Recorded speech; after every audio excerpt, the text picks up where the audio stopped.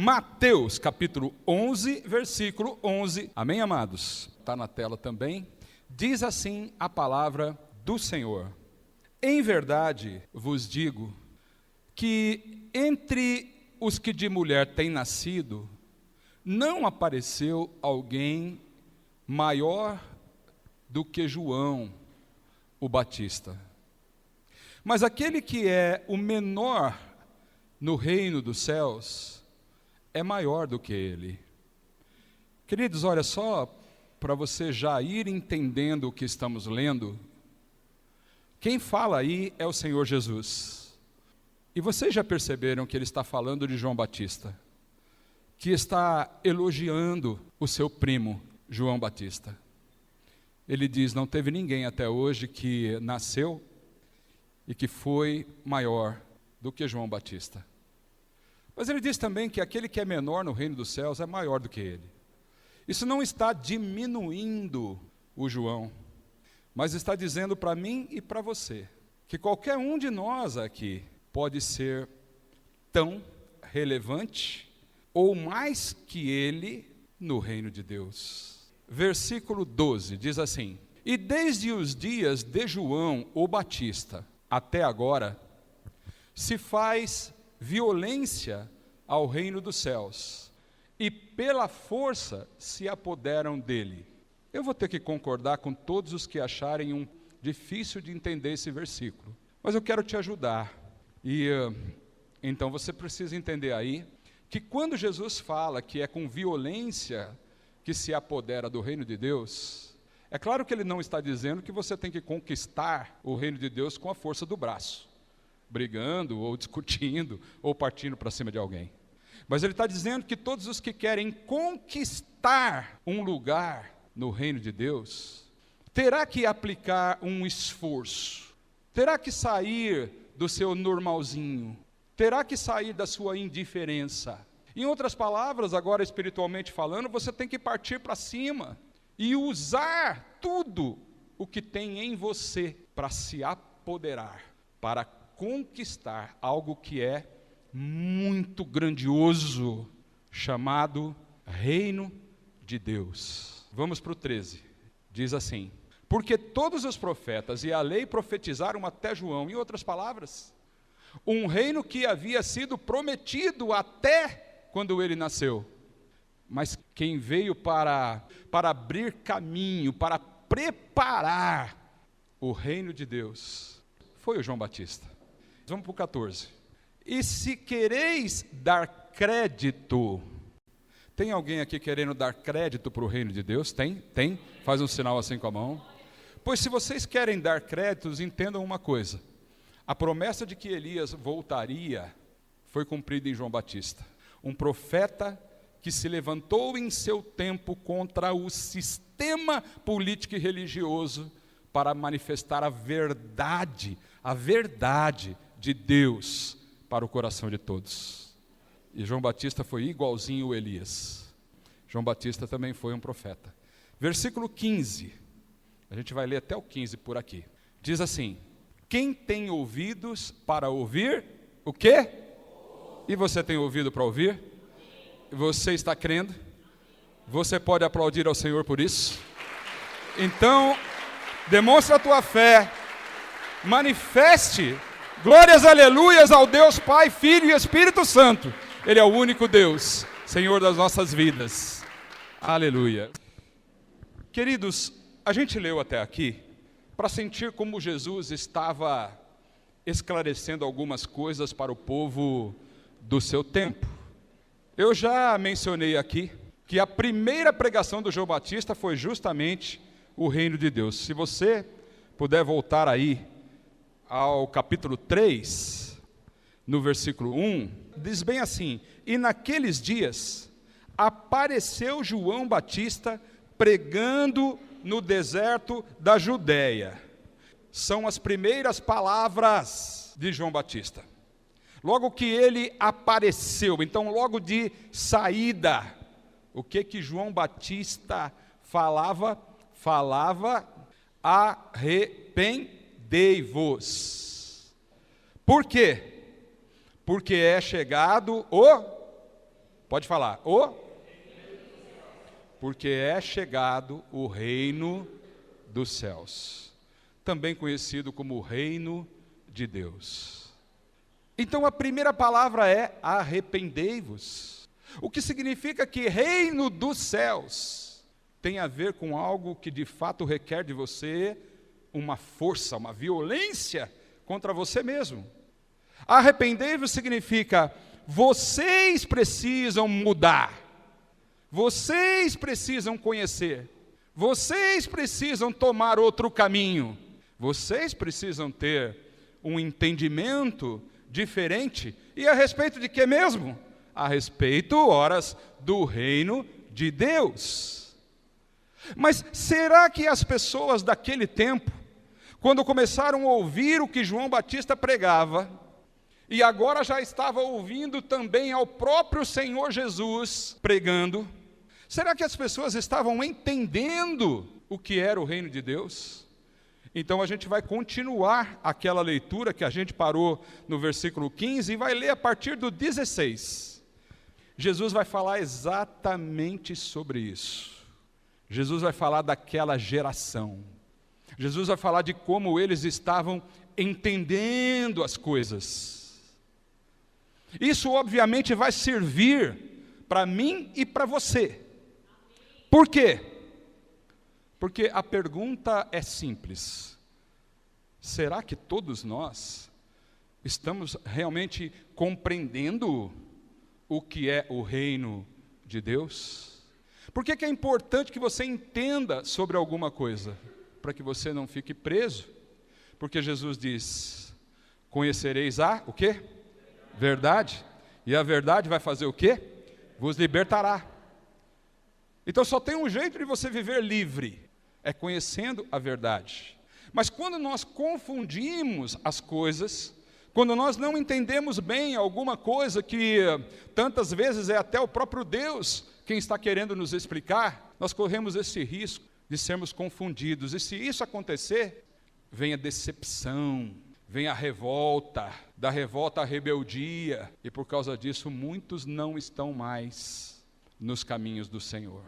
Por um fator que você vai entender aqui a partir do versículo 16. Jesus continua falando, ele diz assim: mas a quem assemelharei esta geração? Sabe, em outras palavras, o que ele quis dizer? Você sabe o que vocês estão parecendo? Sabe com quem que vocês se parecem diante destas verdades do reino de Deus? Jesus está falando com a geração daquele tempo. Ele diz assim: é semelhante aos meninos que se assentam nas praças e clamam aos seus companheiros e dizem: tocamo-vos flauta e não dançastes, cantamo-vos lamentações e não chorastes. Bem, o que Jesus está querendo dizer? Está querendo dizer para eles o seguinte: falar, olha, nada contenta vocês. Vocês são igualzinho criança, que quando está na praça brincando com os coleguinhas, está sempre emburrado, nunca concorda com o que está sendo feito, nunca é a brincadeira que você quer brincar. Quando cantam alegremente e fazem de conta que estão brincando de uma festa de casamento, por exemplo, vocês não dançam, vocês ficam quietos, sem dançar. A gente olha, né, ou seja, as crianças, né, olham para eles e, bom, vê que eles estão quietos, então vamos fazer diferente. Vamos agora brincar de velório e vamos cantar lamentações. Vamos lamentar, vamos fazer do jeito que faz quando morreu alguém. Vamos ver se agora vai dar certo. Só que não dá também. Por quê? Porque eles também não querem brincar disso. Agora, isso vai sendo melhor explicado por Jesus no próximo versículo. E no próximo versículo ele diz assim, versículo 18: porquanto veio João, não comendo e nem bebendo, e sabe o que vocês dizem dele? Que ele está endemoniado, que ele tem um demônio. Então veio lá o João. O João foi elogiado por Jesus. Ele tinha seu jeitão. João, aliás, é um dos homens mais falados em todos os tempos. Se a gente vai escolher um para falar da vida dele, é do João. Se ele vivesse nos nossos dias, estaria sempre bombando nas redes sociais. E bombando da seguinte maneira: alguns concordando com ele e outros detestando o jeito dele. Ah, mas ele chama todo mundo de raça de víbora. Não, espera, ele não chama todo mundo de raça de víbora. Não, esse não era o jeito de João com os seus discípulos. Aqueles que estavam em seus caminhos não eram maltratados, entre aspas, assim, como vocês estão dizendo. Ele chamava de raça de víboras os hipócritas religiosos fariseus e também as autoridades políticas que estavam cometendo atos de vergonha imensa no que diz respeito à moralidade. O rei estava tendo um caso com a mulher do irmão dele, e o João Batista lá na janela. Você quer saber? Isso não pode ser assim, isso não é admitido, vocês estão contra a vontade de Deus. Então ele estava falando assim com quem mesmo? Com aqueles, não com seus discípulos. O André foi discípulo de João Batista, não tem reclamação dele. Aprendia tudo com o João. João era um grande homem. Jesus está dizendo, não teve nenhum que foi maior do que João. Sabe o que significa isso, irmãos? Que Moisés, que abriu o Mar Vermelho, não era maior que João Batista. Que Daniel, que foi para a cova dos leões, e os leões ficaram de boca fechada, não era maior do que João Batista. Que Davi, que venceu o gigante Golias, não foi maior do que João Batista. Agora é engraçado a gente pensar que Davi é hoje lembrado por um feito histórico gigantesco. Venceu o gigante com um estilingue. O Moisés abriu o Mar Vermelho. O Daniel foi para a cova e não sofreu um arranhãozinho sequer da unha do leão. E nós podemos colocar Elias, que desceu fogo do céu, nós podemos lembrar de vários feitos magníficos através de grandes homens como José, como Ezequiel, como Jeremias, etc. Agora, qual foi o milagre que João Batista fez para ser o grandão? Me fale um milagre de João Batista.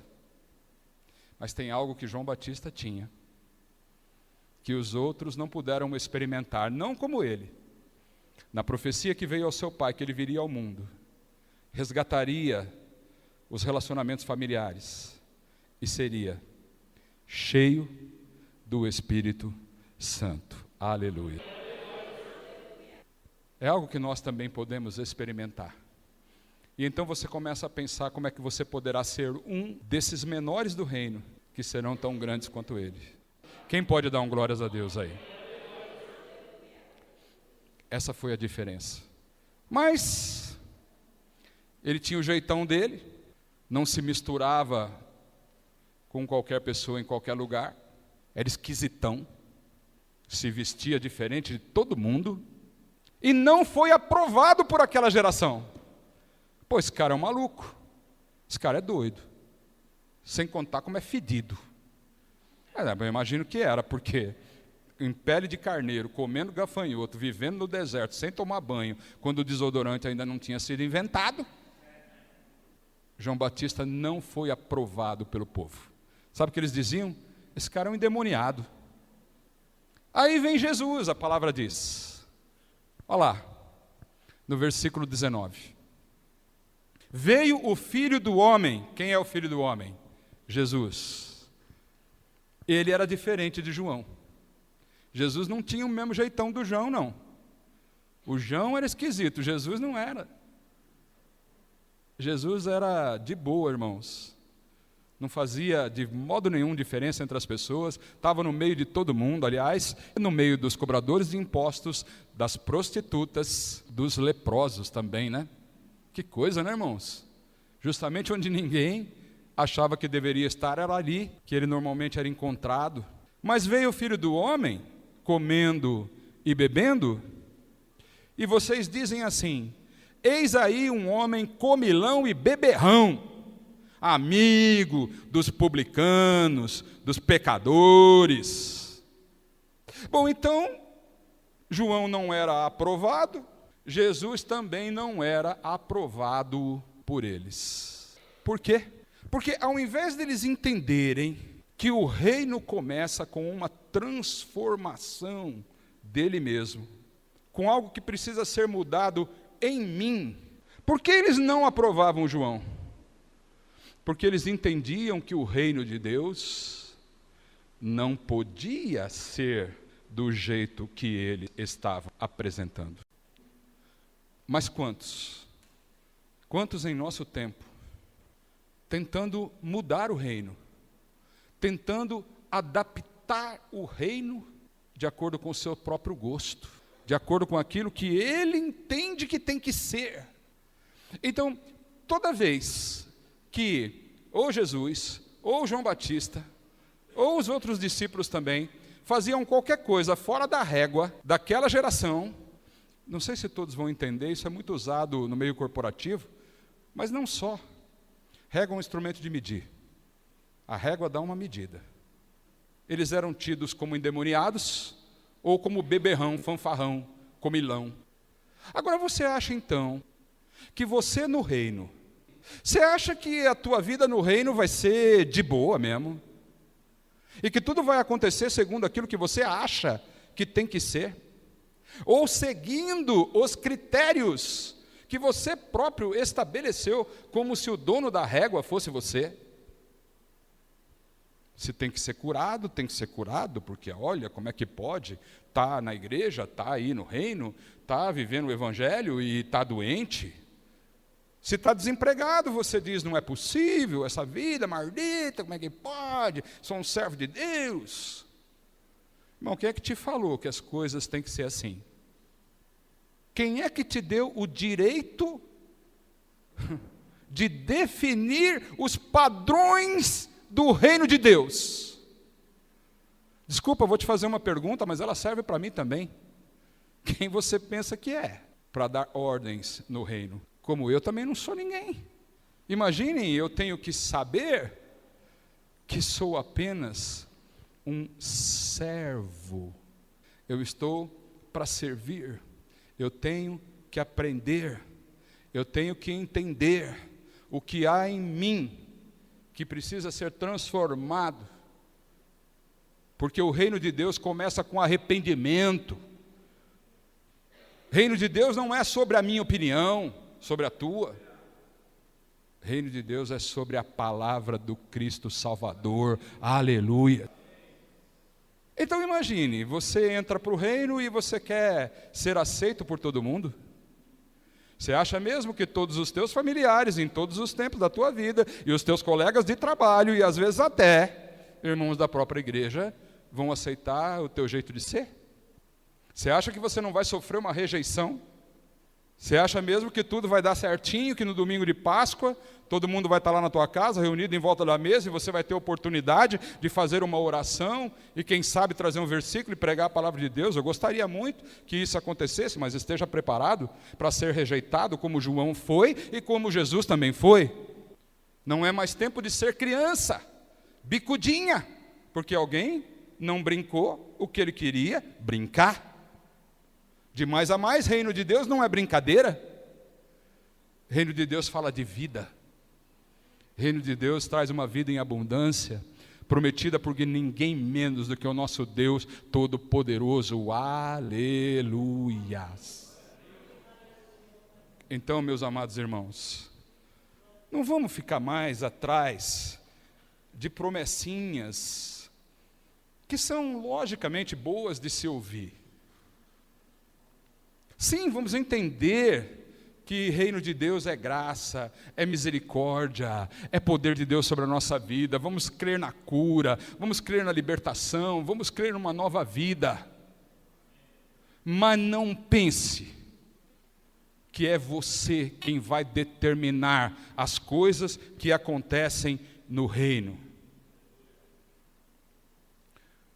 De mais a mais. Hoje eu vou ser rápido.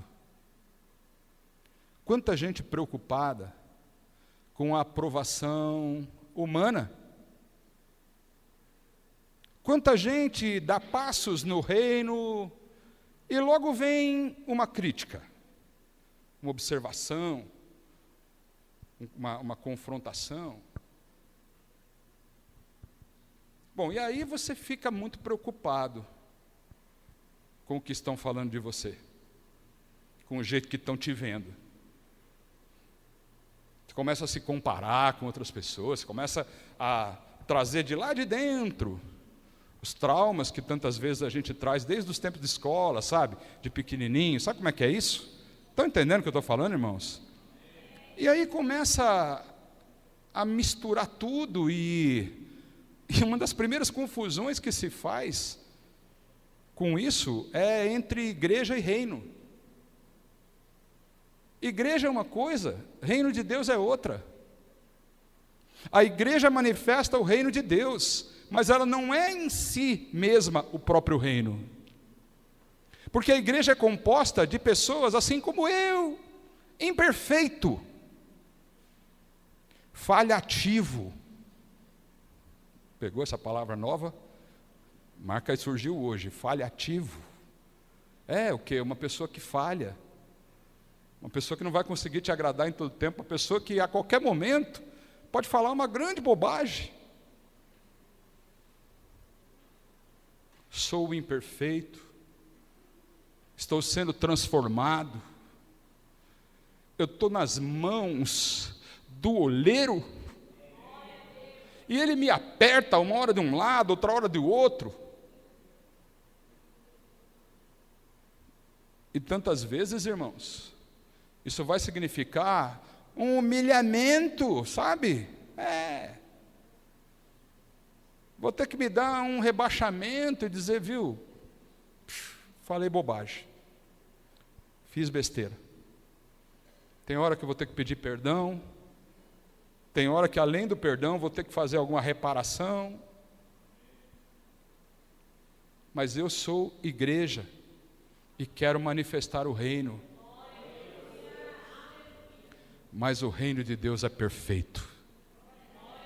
A pregação de João Batista e do próprio Senhor Jesus pode dizer a todos que estão assentados nas trevas, na escuridão e na sombra de morte: é chegado o reino de Deus. Aleluias.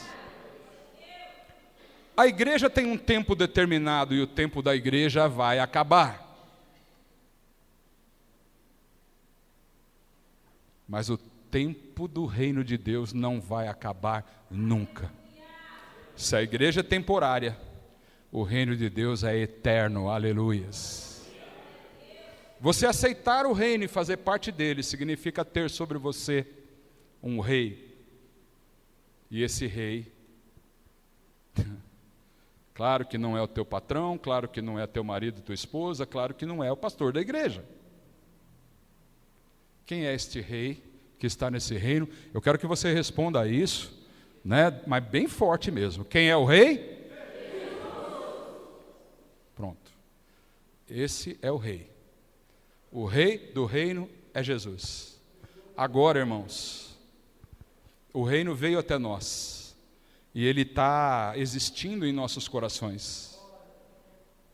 Nós não conseguimos ver o reino de Deus quando olhamos para a guerra da Ucrânia com a Rússia ou do que está acontecendo no Oriente Médio e até mesmo aqui no Brasil. A gente não vê o reino, mas a gente sente. Jesus disse para o Pilatos, não disse? Meu reino não é deste mundo. Mas esse reino é eterno. E a manifestação completa desse reino vai acontecer quando Jesus voltar. E deixa eu te falar uma coisa. Jesus está voltando. E pode dizer para qualquer irmão do teu lado, Jesus está voltando. Pode ir na certeza. Jesus está voltando.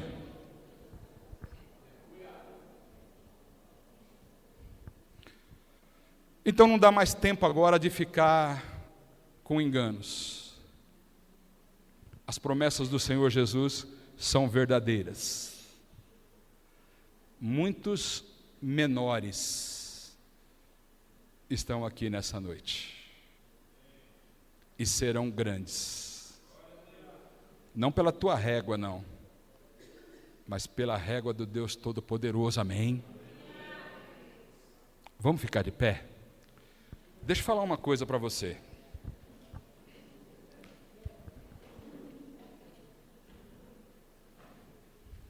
Nós vivemos pela fé. Nossas bênçãos acontecem através da fé. Nós não vivemos por aquilo que nós estamos vendo agora. Nós vivemos por aquilo que estamos crendo. Tua vida hoje pode estar bem descontrolada. Você pode estar muito perdido com tudo que tem acontecido. Uma mistura de enfermidades, impossibilidades, contrariedades, adversidades, solidão. Quanta gente está se sentindo sozinha no meio desta luta tão grande. O que Jesus vem para dizer ao teu coração, meu irmão e minha irmã, é que não dá mais para ficar confundindo as coisas. É que não dá mais para você achar que você não tem que participar do plano de Deus na tua vida. Deixa eu te falar, nunca, de Gênesis a Apocalipse, você vai encontrar um plano de Deus que não envolva o homem. Você quer ser o primeiro? Você quer ser o bonitão? Você quer mesmo achar que agora tudo tem que ser transformado para se adaptar ao que você pensa?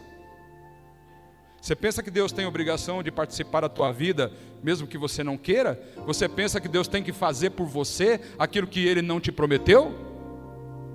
Você pensa que não estando debaixo da graça, Deus tem obrigação de te socorrer quando você gritar bem forte, me socorra? Ele pode fazer tudo isso, e quem sou eu para dizer que não? Mas não é tempo de ficar esperando as coisas que nós estamos inventando em nossa cabeça. Porque deixa eu falar de novo, a régua não é tua. Você não é o dono da régua. Não é você quem estabelece o padrão no reino de Deus. E para de confundir isso, porque você é quem está pagando o preço. Porque nós vivemos pela graça. A nossa fé nos leva a alcançar a transformação de Deus em nossa vida. Arrependei-vos. Tem que mudar. Não adianta, quando você quer adaptar o reino ao teu modo de vida, você está... É como você dizer, a régua é minha. Sou eu que digo como é que tem que ser. Eu acho que tem que ser assim. Irmãos, vamos lá. É vergonhento para muita gente ser crente. Eu reconheço isso. Né? Quanta gente que poderia estar no Evangelho não está por vergonha. Isso é para os fracos. Isso é para quem precisa de uma coisinha para poder viver. Eu não acredito que você está aqui atrás de bibibiu, não. Eu acredito que você está aqui porque a palavra de Deus tocou teu coração. Porque você sabe que nada disso que está sendo pregado aqui dessa noite poderia ser inventado por um homem, de mais a mais. Quantos livros a Bíblia Sagrada tem? Nenhuma contradição. Escrito por tantos homens, inspirado pelo mesmo Espírito, em tantos anos, num tempo tão grande, tudo concatenado, tudo batendo. E todo aquele que provou essa palavra, recebeu essas promessas em sua vida. E se você está esperando, meu irmão, deixa eu te dizer, vai acontecer, em nome do Senhor Jesus. Ele conhece os corações. A única coisa que eu quero que você não confunda é que a régua é dele, e que o padrão do reino, quem estabelece é ele. E nós temos que aprender esse padrão. E esse padrão vem pela palavra. Amém, amados? Então você entendeu? Você entendeu que vale a pena refletir? E que viver enganado é uma porcaria? Viver achando que tem que ser assim assado, e quando na verdade não é esta a palavra do Senhor para a tua vida. A palavra do Senhor nessa noite diz: o meu reino já está entre vós. E se você quer conquistar o teu espaço, o teu pedaço, saiba que transformado tem que ser você. E eu também, claro. O reino perfeito está trazendo pessoas imperfeitas e está derramando unção de perfeição, em nome de Jesus. Amém? Você crê? Então eu não vou chamar ninguém à frente aqui, pelo horário que está já um pouquinho avançado, mas aí mesmo do teu lugar, quero te convidar para um ato de fé. Quero que você pense no que a palavra de Deus, desde quando você ouviu pela primeira vez, em todos os tempos quando a palavra foi ministrada no teu coração, se alguma vez essa palavra te enganou, quero que você hoje, meu irmão em Cristo, se liberte de todo sentimento de julgamento, de avaliação que você faz das pessoas, quando na verdade o reino é o contrário. Reino é a avaliação que nós fazemos de nós mesmos, porque eu não posso arrepender pela minha esposa, nem ela por mim, nem você por ninguém mais. Isso é algo pessoal. E aí eu quero encerrar esta palavra com esse, é o último versículo, mas a última fala de Jesus sobre tudo isso. Ele diz lá no finalzinho: mas a sabedoria, eu acho incrível isso, irmãos, porque é impressionante a capacidade que tanta gente tem de querer ser mais sábio do que o próprio Deus. Sabedoria humana não dá para comparar com a sabedoria de Deus, irmãos. E a sabedoria, ela é justificada por seus filhos. Está aqui. O que significa isso? Está aí na tela. Mas a sabedoria é justificada por seus filhos. Em outras palavras, significa que a sabedoria é vista através dos filhos. A sabedoria não é algo falado. A sabedoria é algo visto. Então, se alguém verdadeiramente se acha no caminho do reino, integrante do reino, tem que saber que é através da fé que você se torna filho de Deus, e que a verdadeira sabedoria, que só vamos realmente saber, conhecer, entender o que é o reino, quando a gente estiver vendo o que está acontecendo na nossa vida. Amém? Então, quando você ver um irmão sendo transformado, e às vezes esse processo é lento, sabe? Não exija muito não, porque com a mesma medida que você medir, vos medirão a vós. Então não seja muito exigente. Lembre-se só, a régua não é sua. Amém? E seja feliz nesse reino. Liberte-se das avaliações, das críticas. Ah, esse pastor é isso, aquele é aquilo. Você não foi chamado para isso, irmão. Ah, João é um cara esquisito, fedido, não dá para aguentar, mas não é assim que se vê o reino. Mas a palavra que ele pregou. Amém? Então, num ato de fé, se você precisa se reposicionar, se você tem olhado muito para as falhas da igreja,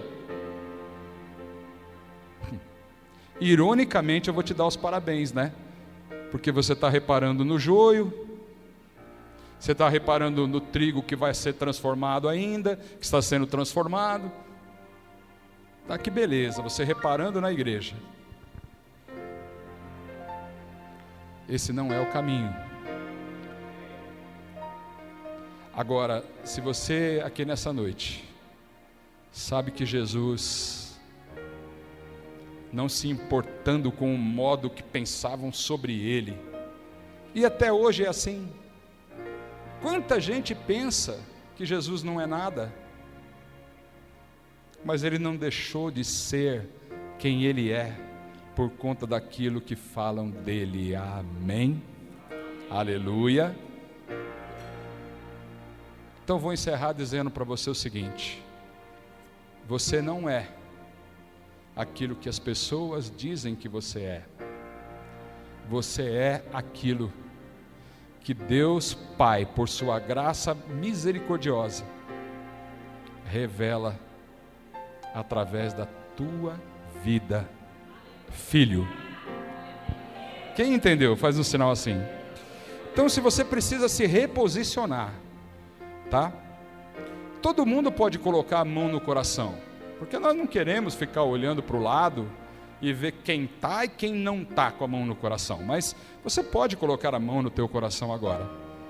Mas o Senhor, Ele está lendo os teus pensamentos, sabia? Ele está lendo o teu coração também. Aliás, Ele sabe tudo de você. Então você tem uma oportunidade nesta hora de oração de dizer para Ele assim: Senhor, eu acho que eu estou sendo um desses que acha que é o dono da bola, ou o dono da régua. Eu não quero ser o dono da régua, Senhor. Eu não quero aproveitar muito daquilo que eu vivi até hoje, não. Eu quero, sim, fazer como Paulo. Paulo disse: olha, tudo que eu aprendi aí nesse tempo todo, do farisaísmo, as faculdades que eu frequentei, as minhas experiências na faculdade do Gamaliel, eu considero, sabe como o quê? Eu considero como esterco. Para ficar nessa palavra bonita, né, irmãos? Mas isso foi Paulo quem falou. Então, o que você viveu, da onde você veio, aquilo que você fez, naquilo que você creu, não está importando agora.